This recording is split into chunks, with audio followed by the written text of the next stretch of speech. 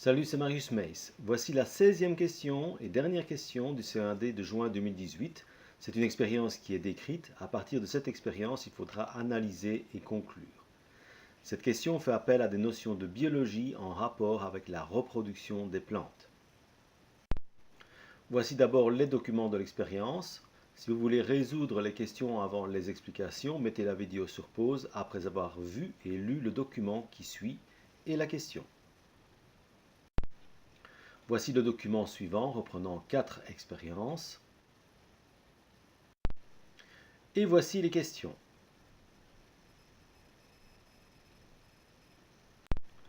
Examinons donc les documents. Si vous le souhaitez, vous pouvez par curiosité regarder la vidéo explicative de la reproduction des plantes en cliquant sur le lien ici au-dessus à droite.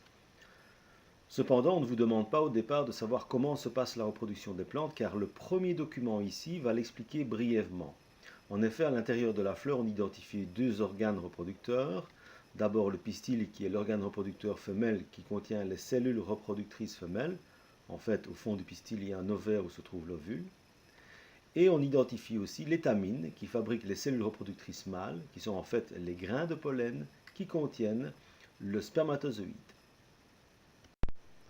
Regardons maintenant l'expérience.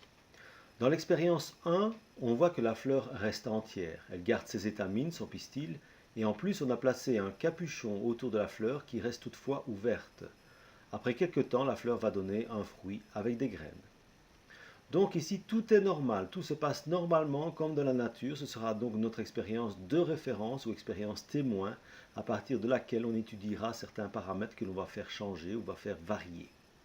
En effet, déjà dans l'expérience 2, on aura coupé les étamines, ce qui veut dire qu'il n'y a plus d'étamines, donc plus de grains de pollen, donc plus de cellules reproductrices mâles. En conséquence, après quelques temps, on n'observera pas de formation d'un fruit avec des graines. Donc, ce que l'on a fait varier comme paramètre entre l'expérience 1 et 2, c'est la présence ou non d'étamines.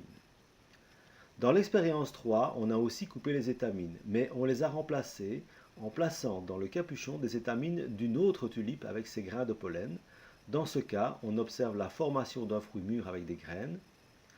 Dans l'expérience 4, on a aussi coupé les étamines, mais on les a remplacées ici par des étamines et des grains de pollen d'une jonquille, c'est-à-dire d'une fleur d'une autre espèce. Dans ce cas, il n'y aura pas de formation de fruits et de graines. Ce que l'on a fait varier comme paramètre entre l'expérience 3 et 4, c'est bien la présence de grains de pollen dont l'origine est différente, soit d'une fleur de même espèce, la tulipe, soit d'une fleur d'une autre espèce, comme la jonquille dans l'exemple ici. On conclura donc, à partir de toutes ces expériences, que la formation d'un fruit avec graines n'est possible que pour autant il y ait la présence de grains de pollen, soit de la fleur même, soit d'une fleur de la même espèce, mais pas d'une fleur d'une espèce différente.